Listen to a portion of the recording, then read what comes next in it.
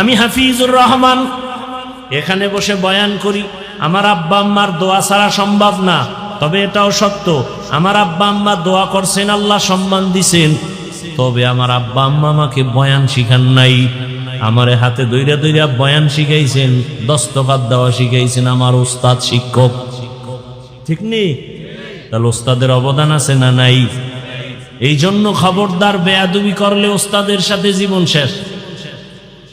সারা দেশে দৌড়েই তো মাঝে মাঝে দেখি ল্যাংটা পাগল ইংলিশে কথা বলে, আরবিতে কথা বলে। আরে পাগল আবার আরবি কয় কেন? চিন্তা ভাবনা করে দেখছি, ছাত্র ছিল ভালো মাদ্রাসার, বেয়াদবি করার কারণে পাগল হয়ে গেছে। এরকম পাগল দিয়ে একটা জীবনে দেখছেন? বেয়াদবি বড় মারাত্মক।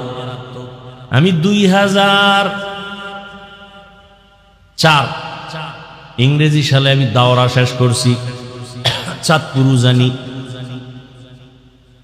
ক্লাসে একটা ছাত্র ছিল আমাদের, খুব ব্রেন, প্লেটের থেকেও বড়, ধারালো। এই ফেসবুকের যারা মুরিদ আছে আমাকে মাদ্রাসার লাইনের, নাম বললেই চিনে ফেলবে। নাম বলবো না, খেয়াল করো, বুঝাবার জন্য বলছি।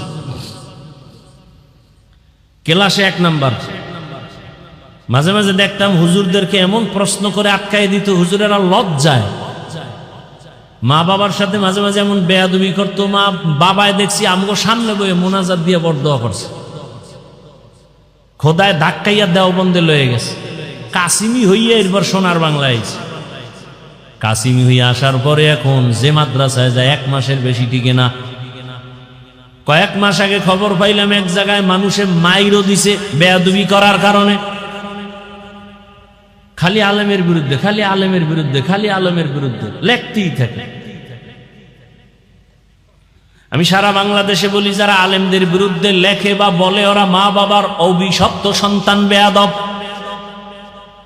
ওর উপরে আল্লাহর লানত, ওর জীবন শেষ, মরার আগেও শেষ। দলিল নিবি?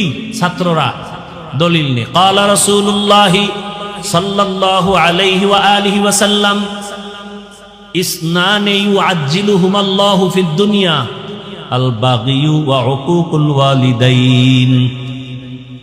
জুলুম করলে বিচার হবে মরার আগে। মায়ের সাথে জুলুম, বাবার সাথে জুলুম, শিক্ষকের সাথে জুলুম, বড়দের সাথে জুলুম, আলেমদের সাথে জুলুম। জুলুমের ব্যাখ্যা দিতে গেলে রাত পার। একজনকে একটা কথা বইলে কষ্ট দিছে, এটাও জুলুম। একজনের ইজ্জত নষ্ট করছে, এটাও জুলুম। জালেমের বিচার মরার আগে হবে। চোখের সামনে আল্লাহ দেখাই